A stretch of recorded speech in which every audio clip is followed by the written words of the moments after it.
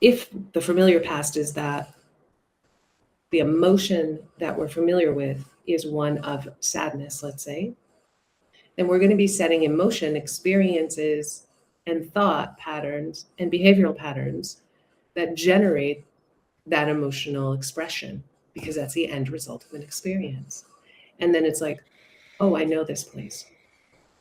So I believe that we need to work on both ends. I believe that we need to do the excavating to kind of remove some of the clouds and discharge some of that emotional material that's maybe trapped in the system, because we also know, and this comes through my training with Jane Symington in the 4-part process of trauma recovery, we also know that in order for us to release the trauma that might be trapped in our system, in our psyche, we need to experience the grief of it. Grief is not always traumatic, but there is always grief with trauma, right? So grief is a natural emotion that is that we will generate when we experience loss, right? Loss of a loved one, disconnection, loss of attachment, any kind of perceived loss, we're going to experience grief.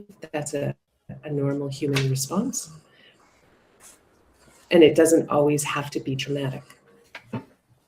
But there is grief with trauma, because trauma has violated our system, our heart, our mind, our body, our soul. It's fractured something within that. And so grief is the byproduct of that. So is anger, because there's been a violation. So anger is also a byproduct of having experienced something that was perceived as traumatic. Those are appropriate emotional responses that, if they did not get the opportunity to complete that whole cycle, then it is held trapped within our system.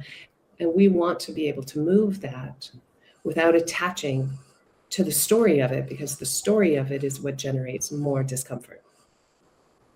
We have enough spaciousness to move that emotional material, which is a chemical reaction within our bodies, and we feel that.